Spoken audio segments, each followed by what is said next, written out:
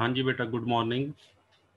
बेटा हमारा टॉपिक चल रहा था वर्किंग कैपिटल मैनेजमेंट, और लास्ट क्लास में बेटा हमने कवर कर लिया था ऑपरेटिंग साइकिल का कंसेप्ट। ऑपरेटिंग साइकिल का जो हमने बेटा कंसेप्ट पढ़ा था वो बेटा हमने एक ट्रेडिंग कंसर्न के लिए पढ़ा था। आज की क्लास में जो हमने पढ़ना है वो है operating cycle concept in case of manufacturing organisation. ठीक है जी। तो सबसे पहले तो बेटा ये आपको पता होना चाहिए कि मैन्युफैक्चरिंग कंसर्न कौन सी होती है। ऐसा कोई भी ऑर्गेनाइजेशन जो रॉ मटेरियल को फिनिश्ड गुड में बेटा कन्वर्ट करने का काम करता हो, कच्चे माल को पक्के माल में परिवर्तित करने का जो ऑर्गेनाइजेशन काम करता हो उसे बेटा मैन्युफैक्चरिंग कंसर्न बोलते हैं। ठीक है, जैसे for example Vita milk plant है, शुगर मिल है, ठीक है, कोई टेक्सटाइल मिल है, वो बेटा सारे किस में आते हैं? मैन्युफैक्चरिंग कंसर्न में। ठीक है। तो जो मैंने बेटा आपको कल करवाया था ट्रेडिंग ऑर्गेनाइजेशन जिसका काम सेल और परचेज का होता है, उसका बेटा ऑपरेटिंग साइकिल का जो साइज है वो छोटा होता है, क्योंकि उसमें सिर्फ 3 स्टेजेस मैंने बताई थी। ठीक है, cash to inventory, inventory to, हाँ जी बेटा, कैश टू इन्वेंट्री। इन्वेंट्री कौन सी होगी? वहाँ फिनिश्ड गुड की। फिर finished good to debtors. Finished good को जब हम सेल करेंगे, क्रेडिट सेल करेंगे, तो उससे बेटा क्या बनेंगे? हमारे डेटर्स या रिसीवेबल्स।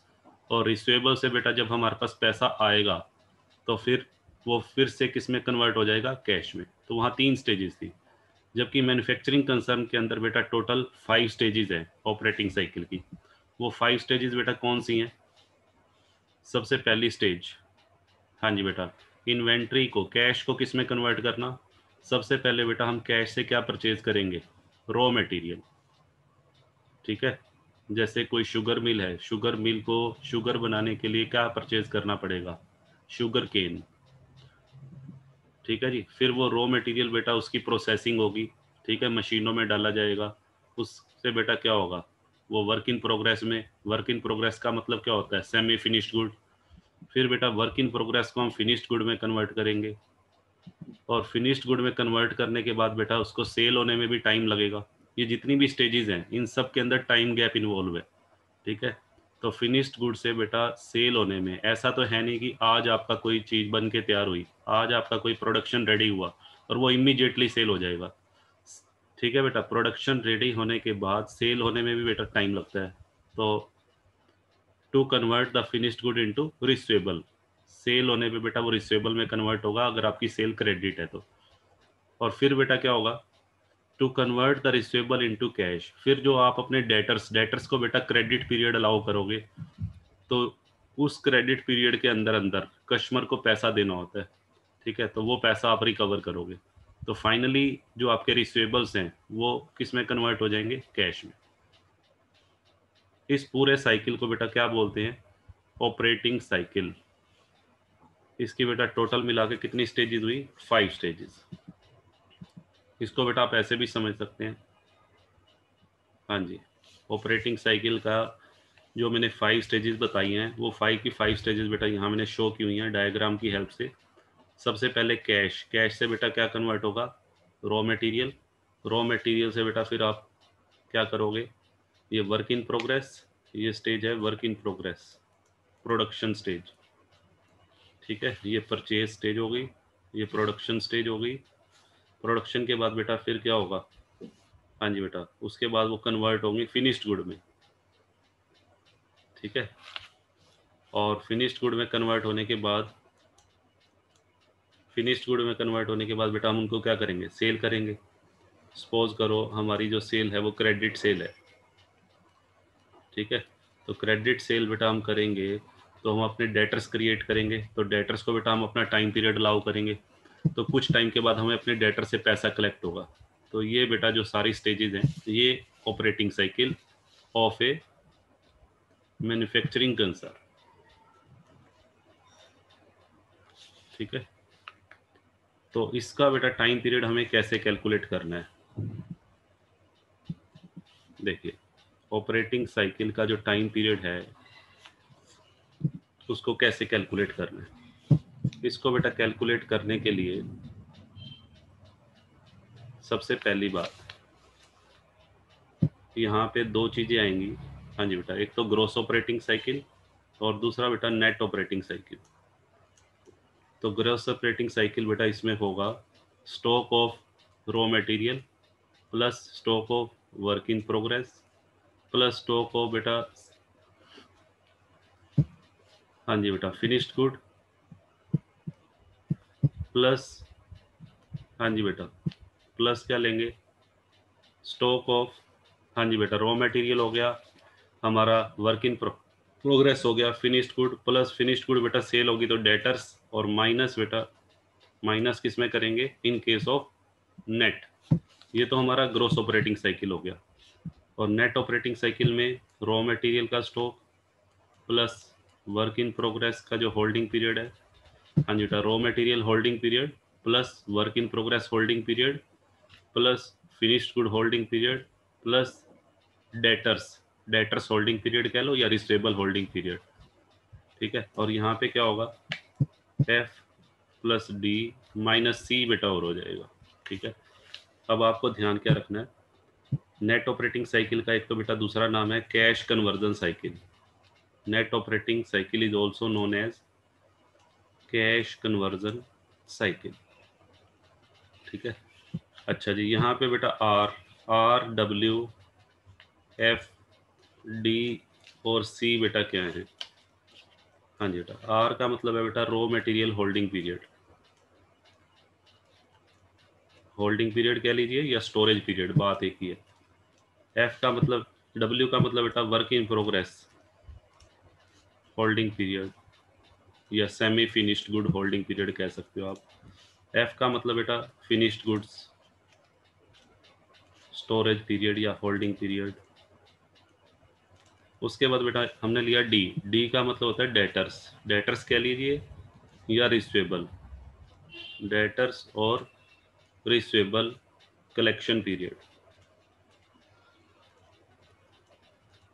और फिर बेटा सी का मतलब है average payment period, average payment period.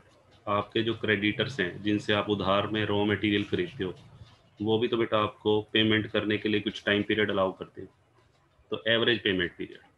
अब ये आपको निकालने कैसे हैं, ये सारे बेटा क्या हैं, कंपोनेंट्स हैं, इसको हम कंपोनेंट्स बोलेंगे।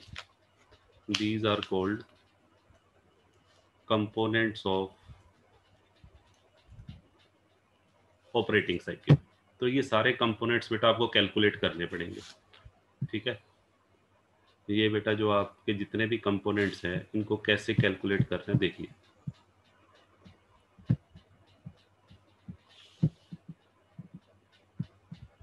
हाँ जी बेटा, सबसे पहला जो कंपोनेंट है हमारा, सबसे पहला बेटा हमारा कंपोनेंट है रॉ मटेरियल होल्डिंग पीरियड। हाँ जी बेटा, सबसे पहला है हमें आर की वैल्यू कैसे निकालनी है। आर की वैल्यू बेटा बिल्कुल सिंपल है, मैन्युफैक्चरिंग ऑर्गेनाइजेशन के अंदर सबसे पहले ये देखो, ऊपर तो बेटा एवरेज स्टॉक आएगा, एवरेज स्टॉक किस चीज़ का स्टॉक बेटा, रॉ मटेरियल, क्योंकि हम रॉ मटेरियल का होल्डिंग पीरियड निकाल रहे हैं तो एवरेज स्टॉक भी रॉ मटेरियल का लेंगे। अच्छा, अब मुझे एक बात बताइए, रॉ मटेरियल सेल करने के लिए होता है या कंज्यूम करने के लिए। मैन्युफैक्चरिंग ऑर्गेनाइजेशन बेटा जो रॉ मटेरियल परचेज करती है उसके पीछे ऑलवेज पर्पस क्या होता है, कंजम्पशन। तो नीचे बेटा हम क्या लेंगे, average consumption of raw material per day, average consumption of raw material per day. हाँ जी बेटा, ये हमारा फॉर्मूला बनेगा, ठीक है। और average consumption of raw material per day के लिए सिंपल सा आपको करना है, तो जो टोटल कंजम्पशन है, जो आपकी साल में बेटा टोटल कंजम्पशन है रॉ मटेरियल, उसको कितने से डिवाइड कर देंगे हम, 360 से, ठीक है। तो फॉर्मूला हमारा ये बन जाएगा, एवरेज स्टॉक, हाँ जी बेटा देखिए, एवरेज स्टॉक डिवाइडेड बाय, हाँ जी बेटा, raw material consumed during the year, raw material consumed during the year divided by 360। यहाँ बेटा आ जाएगा डिवाइडेड बाय 360। तो ये हमारा फॉर्मूला बन गया सबसे पहला आर। फिर बेटा हम निकालेंगे डब्ल्यू, हाँ जी बेटा, डब्ल्यू कैसे निकालेंगे, डब्ल्यू का मतलब बेटा क्या है, वर्क इन प्रोग्रेस, तो इसमें भी हम वही करेंगे, सेम ऐसे ही बेटा एवरेज स्टॉक किसका लेंगे, एवरेज स्टॉक बेटा लेंगे वर्क इन प्रोग्रेस का, और फिर उसको डिवाइड किससे करेंगे। हाँ जी बेटा, वर्क इन प्रोग्रेस का मतलब क्या होता है, सेमी फिनिश्ड गुड। तो सेमी फिनिश्ड गुड की जब बेटा वैल्यूएशन करते हैं, उसका होल्डिंग पीरियड निकालते हैं हम, तो नीचे बेटा लेंगे average factory cost, average factory cost per day. ठीक है बेटा, average cost of factory per day. Factory cost बेटा आपको पता है क्या होती है, आपने कॉस्ट अकाउंटिंग में पढ़ा है। वैसे आगे जो हमारी फर्दर क्लासेस आएंगी उसमें हम डिटेल में भी पढ़ेंगे इसके बारे में, बट अभी जस्ट आपको जो कॉस्ट अकाउंटिंग में बेटा आपने पढ़ा हुआ है फैक्ट्री कॉस्ट, सबसे पहले बेटा क्या होता है prime cost, direct material, direct labour और डायरेक्ट एक्सपेंसेस को आप ऐड करते हैं तो प्राइम कॉस्ट आती है। और प्राइम कॉस्ट के अंदर बेटा फैक्ट्री ओवरहेड ऐड करते हैं तो क्या आ जाती है, फैक्ट्री कॉस्ट, जिसको आप वर्क कॉस्ट भी बोलते हो। फैक्ट्री कॉस्ट का बेटा एक नाम और भी होता है वर्क कॉस्ट। ठीक है, तो इसमें भी बेटा सेम करेंगे, 360 से डिवाइड करेंगे और 360 से डिवाइड करके आपका जो टोटल फैक्ट्री कॉस्ट है साल की उसको 360 से डिवाइड करेंगे तो एवरेज फैक्ट्री कॉस्ट आ जाएगी। चलिए, हाँ जी बेटा, उसके बाद हम बात करते हैं, हाँ जी बेटा, फिनिश्ड गुड में क्या करना है बेटा, ऊपर तो स्टॉक आ जाएगा एवरेज स्टॉक। एवरेज निकालने के लिए बेटा हमेशा क्या करना है, ओपनिंग प्लस क्लोजिंग बाय 2। आपको ओपनिंग स्टॉक दिया होगा, क्लोजिंग स्टॉक दिया होगा, दोनों को ऐड कीजिए, 2 से डिवाइड कीजिए, एवरेज स्टॉक आ जाएगा। अब ध्यान से सुनिएगा, जो फिनिश्ड गुड होती है बेटा, फिनिश्ड गुड के लिए आपने फैक्ट्री कॉस्ट नहीं लेनी। फिनिश्ड गुड के लिए बेटा नीचे जो लेंगे, average cost of goods produced या average cost of production, average cost of production per day, जिसको बेटा आप ऑफिस कॉस्ट भी बोलते हो, average office cost. Cost of production का मतलब बेटा यहाँ पे किससे है, ऑफिस कॉस्ट से। यहाँ मैं लिख देता हूँ ऑफिस कॉस्ट। ऑफिस कॉस्ट बेटा कैसे निकलती है, हाँ जी बेटा, ऑफिस कॉस्ट कैसे निकालते हैं हम, prime cost plus factory overhead, factory cost आ जाएगी। और फैक्ट्री कॉस्ट में बेटा जब हम क्या ऐड करते हैं, ऑफिस ओवरहेड ऐड करते ही हमारी कॉस्ट ऑफ प्रोडक्शन आ जाती है, जिसको हम ऑफिस कॉस्ट भी बोलते हैं। तो इसको हम कैलकुलेट कर लेंगे पर डे चाहिए हमें, तो पर डे चाहिए तो बेटा सेम वैसे ही पर डे के लिए आपको क्या करना है, हाँ जी बेटा, total cost of production, total office cost या कॉस्ट ऑफ प्रोडक्शन, जो भी बेटा आपने ड्यूरिंग द ईयर प्रोडक्शन की है उसकी टोटल कॉस्ट डिवाइडेड बाय 360। ठीक है बेटा, 360 से डिवाइड कर देंगे तो हमारी पर डे की। अब आ जाइए नेक्स्ट, हाँ जी बेटा, रॉ मटेरियल होल्डिंग पीरियड हो गया, work in progress holding period हो गया, उसके बाद बेटा फिनिश्ड गुड होल्डिंग पीरियड भी हमारा हो गया। अब आ जाइए डी का मतलब बेटा क्या होता है, हाँ जी बेटा, डेटर्स कह लीजिए या रिसीवेबल। डेटर्स या रिसीवेबल का होल्डिंग पीरियड या कलेक्शन पीरियड बेटा कैसे निकालते हैं, तो ऊपर तो बेटा न्यूमिरेटर के अंदर तो आप क्या ले लेंगे, एवरेज डेटर्स में बेटा ध्यान रखना BRB आते हैं, बिल रिसीवेबल, एवरेज डेटर्स। और नीचे बेटा क्या लेंगे, हाँ जी बेटा, नीचे बेटा हम लेंगे average cost of good sold, average cost of good sold per day. हाँ जी बेटा, average cost of good sold per day. हाँ जी बेटा, सुनिए ध्यान से,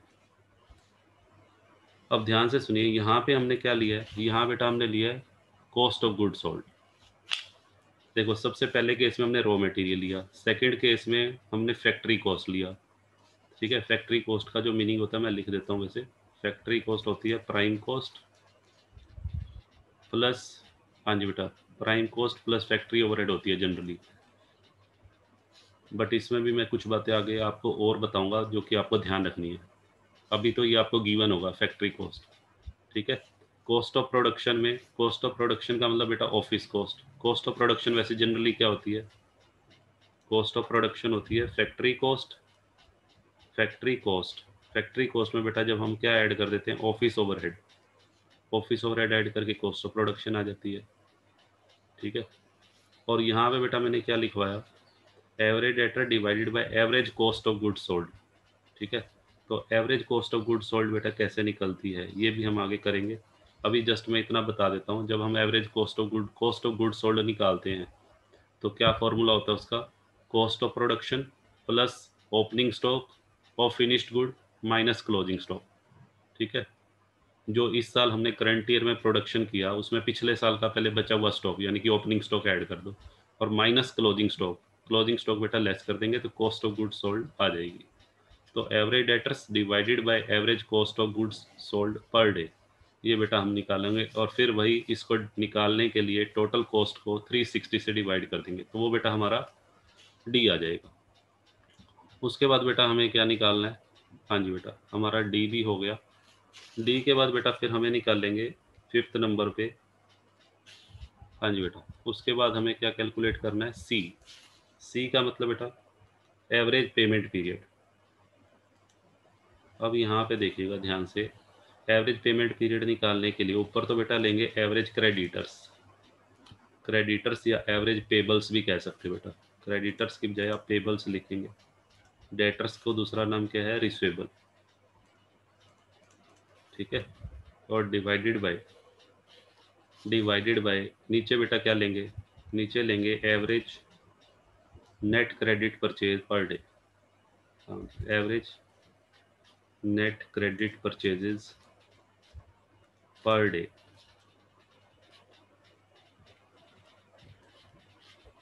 हाँ जी बेटा। ये बेटा हमारा इससे सी आएगा। तो ये बेटा आपको एवरेज क्रेडिटर्स के लिए ठीक वैसे ही ओपनिंग प्लस क्लोजिंग बाय 2 और नेट क्रेडिट परचेज आपको क्वेश्चन में गिवन होगी। यहाँ पे नेट क्रेडिट परचेज का मतलब जो आप रॉ मटेरियल खरीदते हो, ठीक है बेटा। ये आपका इससे सी आ जाएगा। अच्छा इसमें ज़रूरी नहीं है कि आपके क्रेडिटर्स बेटा रॉ मटेरियल से ही बनते हो। जिन लोगों से आप रॉ मटेरियल खरीदते हो उधार, वो आपके क्रेडिटर्स हैं। बट ऐसा भी हो सकता है कि क्रेडिटर्स आपके बेटा एक्सपेंसिस से भी बनते हैं। सपोज करो आपने किसी को कोई खर्चे की पेमेंट करनी है, हाँ जी बेटा, आपने किसी से रॉ मटेरियल नहीं खरीदा। सपोज करो बेटा आपने बिल्डिंग का किराया देना है, जिस बिल्डिंग में आप बिजनेस चला रहे हो उसका किराया देना है, ठीक है। और किराया भी जो आप देते हो उसके लिए भी आप टाइम पीरियड, आपका जो ओनर है, आपकी दुकान का जो मालिक है, वो आपको कुछ टाइम पीरियड अलाउ करता है, ठीक है। तो वो भी बेटा आएगा यहाँ पे। तो वो भी आपका क्रेडिटर हुआ। आपका मकान का जो मालिक है वो आपको किराया देने के लिए कुछ समय अलाउ कर रहा है, वो भी तो बेटा एक तरह से क्या है, क्रेडिट पीरियड है। वो आपको पीरियड अलाउ कर रहा है, तो उस केस में भी आपके क्रेडिटर्स बनेंगे। तो क्रेडिटर्स जरूरी नहीं होता रॉ मटेरियल से। क्रेडिटर बेटा रॉ मटेरियल के भी हो सकते हैं, क्रेडिटर फॉर एक्सपेंसेस। चलो मैं उसको भी लिख देता हूँ। हाँ जी बेटा क्रेडिटर फॉर एक्सपेंसेस का फॉर्मूला क्या बनेगा, ये तो बेटा क्रेडिटर्स हैं रॉ मटेरियल के लिए। अगर आपको क्रेडिटर फॉर एक्सपेंसेस दे रखे हैं तो आप इस तरीके से लिख सकते हैं, सी ब्रैकेट में बेटा एक्सपेंसेस लिख देना। तो ऊपर क्या ले लेंगे हम, एवरेज क्रेडिटर्स फॉर एक्सपेंसेस, या जिसको आप आउटस्टैंडिंग एक्सपेंसेस बोलते हैं, ठीक है। एवरेज क्रेडिटर फॉर एक्सपेंसेस का मतलब है एवरेज आउटस्टैंडिंग एक्सपेंसेस। और नीचे बेटा ले लेंगे, हाँ जी बेटा एवरेज एक्सपेंसेस पर डे। नीचे हम क्या लेंगे, एवरेज एक्सपेंसेस पर डे, ठीक है बेटा। अब ये सारी चीज़ें अब कैसे कैलकुलेट करेंगे, देखिए उसको हम एक सम की हेल्प से समझते हैं। ये सारी चीज़ें बेटा कैलकुलेट करने के बाद फिर आपको फॉर्मूला अप्लाई कर देना है, ठीक है। फॉर्मूला कौन सा, ग्रॉस ऑपरेटिंग साइकिल का, R plus W plus F plus D. और अगर आपको नेट ऑपरेटिंग साइकिल निकालना है तो बेटा R plus W plus F plus D और माइनस सी। सी में बेटा दोनों आ जाएंगे, creditors for raw material and creditors for expenses. चलिए इसको बेटा मैं क्लियर कर रहा हूँ, हम आगे चलते हैं।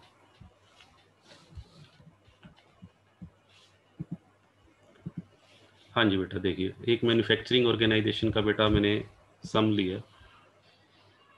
देखिए इस सम में बेटा क्या क्या गिवन है और हमें क्या क्या चीज़ें कैलकुलेट करनी है। पहले जो चीज़ें गिवन है वो देख लेते हैं। Raw material consumed, average stock, factory cost, average stock, work in progress, office cost. ठीक है बेटा, ये सब कुछ आपको दिया हुआ है, इसको रीड कर लीजिए एक बार। और हमें कैलकुलेट क्या करना है, gross operating cycle, net operating cycle and number of operating cycles. ठीक है, तो चलिए स्टार्ट करते हैं। सबसे पहले आपको फॉर्मूला बेटा याद होना चाहिए। उस फॉर्मूले में जो जो चीज़ें कैलकुलेट करनी है पहले वो कैलकुलेट करते हैं। सबसे पहले नंबर पे हमें क्या कैलकुलेट करना है, सबसे पहले नंबर पे बेटा हमें निकालना होता है रॉ मटेरियल होल्डिंग पीरियड। ठीक है, कि हमारा जो रॉ मटेरियल है वो कितने टाइम, कितने डेज गोडाउन में हमें स्टोर करके रखना पड़ता है। ठीक है, उसके लिए मैंने फॉर्मूला बता चुका हूँ आपको। ऊपर क्या लेते हैं बेटा, रॉ मटेरियल, ऊपर तो लेंगे average, average stock of raw material, ये गिवन है। एवरेज स्टॉक बेटा ये दे रखा आपको, कितना है, 10 लाख। पहले बेटा फॉर्मूला लिखना है। ठीक है जी, आपने एग्ज़ाम के अंदर पहले फॉर्मूला लिखना है।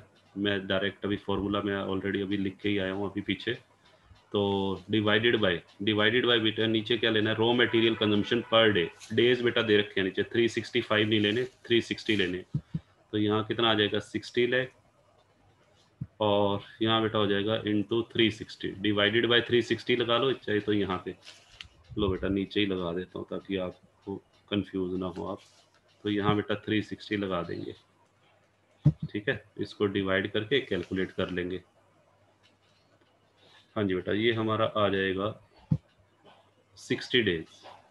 इससे बेटा हमारी जो फिगर आएगी, मैंने बेटा कंप्यूट कर ली है, 60 डेज आएगी। उसके बाद बेटा हम क्या निकालेंगे, डब्ल्यू का मतलब बेटा क्या होता है, work in progress holding period या सेमी फिनिश्ड गुड। तो इसके लिए ऊपर क्या लेंगे, ऊपर बेटा लेंगे एवरेज स्टॉक 4,37,500।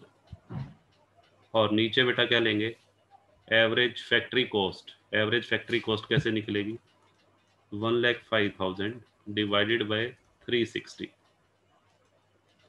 हाँ जी बेटा, इसको कैलकुलेट कर लीजिए। इसको कैलकुलेट करके बेटा आपका आ जाएगा 15 डेज। ये बेटा 15 डेज आएगा। तीसरे नंबर पे बेटा हम क्या निकालेंगे, तीसरे नंबर पे बेटा हम निकालेंगे F, finished good holding period. Finished good holding period के लिए पहले हमें चाहिए average stock of finished good. Average stock बेटा हमें 9,50,000 गिवन है, उसको ले लीजिए। और नीचे बेटा हमें लेना है कॉस्ट ऑफ प्रोडक्शन। ध्यान से सुनिएगा, यहाँ पे फिनिश्ड गुड का होल्डिंग पीरियड निकालते हुए बेटा हम फैक्ट्री कॉस्ट नहीं लेंगे, कॉस्ट ऑफ प्रोडक्शन। हाँ, कई बार आपको फैक्ट्री कॉस्ट और कॉस्ट ऑफ प्रोडक्शन बेटा अलग से नहीं दी होंगी, ओनली कॉस्ट ऑफ प्रोडक्शन दिया होता है। कई बार ओनली कॉस्ट ऑफ प्रोडक्शन दिया होगा, तो आप फैक्ट्री कॉस्ट की जगह पर कॉस्ट ऑफ प्रोडक्शन भी ले सकते हैं इसमें, वर्क इन प्रोग्रेस में। ठीक है, बाकी इसके बारे में कुछ बातें और हैं जो हम आगे की क्लासों में डिस्कस करेंगे बेटा। आगे जो हमारी फर्दर क्लासेज है उसमें कुछ बातें मैं और बताने वाला हूँ। तो चलिए, ये हो गया 950 और डिवाइडेड बाय 1,14,000, 1 करोड़ बेटा 14 लाख डिवाइडेड बाय 360। इसको बेटा कैलकुलेट करेंगे तो ये हमारा 30 डेज आएगा। इसको बेटा आप भी कैलकुलेटर करके एक बार क्रॉस चेक कर लेना कैलकुलेटर से। एफ के बाद बेटा फिर आ जाओ डी। डी का मतलब बेटा डेट कलेक्शन पीरियड। डेट का मतलब डेटर्स से है यहाँ पर।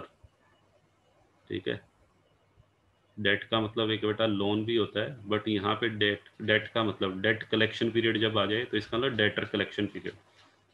चलिए, इसमें बेटा क्या लेंगे, इसमें लेंगे cost of credit sale, cost of credit sale और ऊपर एवरेज डेटर्स। एवरेज डेटर बेटा हमें हमें दे रखे हैं 11,25,000। ठीक है, और नीचे बेटा 90 लाख और डिवाइडेड बाय 360। तो ये बेटा डेटर्स कलेक्शन पीरियड आ जाएगा। ये हमारा आ रहा है 45 डेज का बेटा, ये हमारा 45 डेज का आ रहा है। ठीक है, चलिए, उसके बाद बेटा हमें निकालना है सी। सी का मतलब क्रेडिटर पेमेंट पीरियड। हम अपने सप्लायर को ऑन एन एवरेज कितने टाइम के बाद पेमेंट करते हैं। तो उसके लिए बेटा एवरेज ट्रेड क्रेडिटर्स ले लीजिए, एक तो 5 लाख और डिवाइडेड बाय बेटा क्या लेंगे, नीचे नीचे लेना होता है average credit purchase per day. Purchase बेटा किस चीज़ की, रॉ मटेरियल की। अब इस क्वेश्चन में रॉ मटेरियल कंज्यूम्ड दिया हुआ है, अब रॉ मटेरियल कंज्यूम्ड को ही हम रॉ मटेरियल परचेज मानेंगे। हम ये मानेंगे कि साल के दौरान ना तो कोई ओपनिंग स्टॉक था ना क्लोजिंग स्टॉक था, तो जितना रॉ मटेरियल कंज्यूम हमने किया है वो इसी साल की करंट ईयर की परचेज है। तो जब उसको हम करंट ईयर की परचेज मान रहे हैं तो 60 लाख डिवाइडेड बाय 360।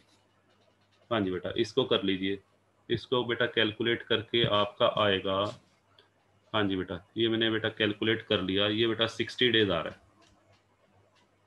ठीक है, चलिए उसके बाद बेटा हमें निकालना है सी। ये तो हो गया creditors against supply of raw material.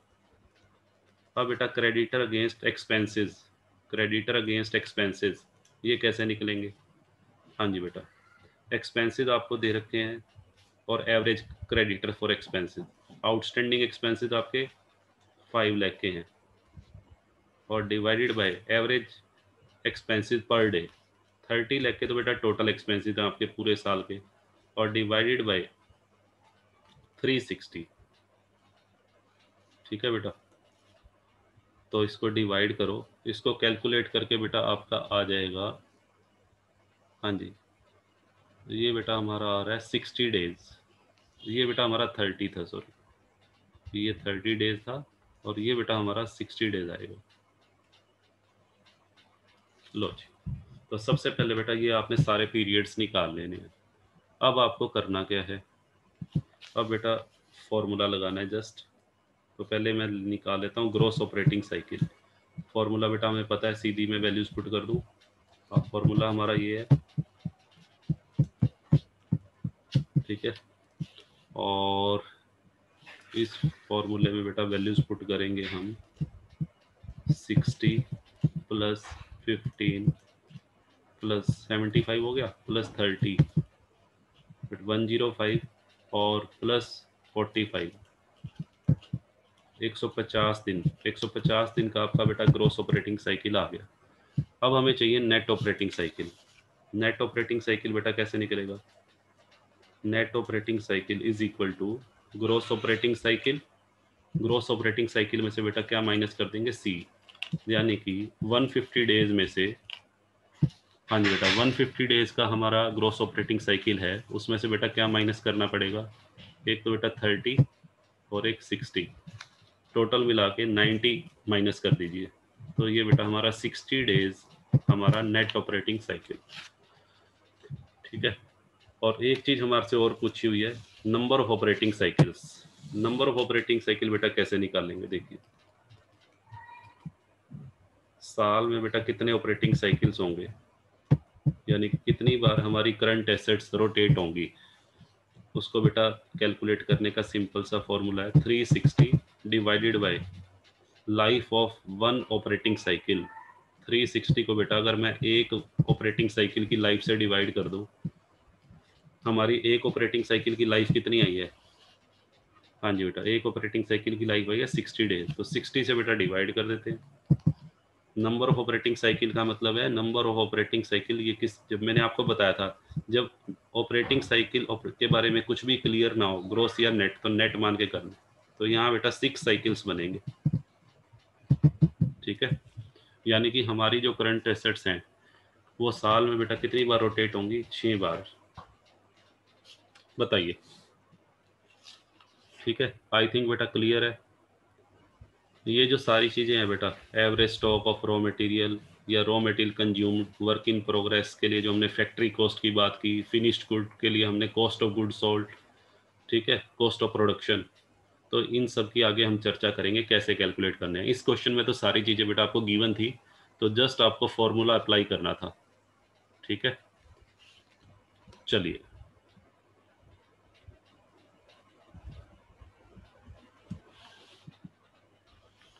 हाँ जी बेटा, ये सम बेटा आपको घर से करना है। सभी बच्चे इसका स्क्रीनशॉट ले लीजिए। इसको बेटा आप कल मुझे इसका आंसर बताएंगे सोल्व करके, और मैं अगर प्रॉब्लम आएगी तो बेटा इस सम को हम क्लास में करेंगे। ओके, बिल्कुल सिंपल। चलिए, तो आज की क्लास को बेटा हम यहीं ओवर करते हैं। नेक्स्ट क्लास में बेटा हम पढ़ेंगे फैक्टर्स अफेक्टिंग वर्किंग कैपिटल। ठीक है, वर्किंग कैपिटल की नीड को अफेक्ट करने वाले कौन-कौन से फैक्टर्स हैं?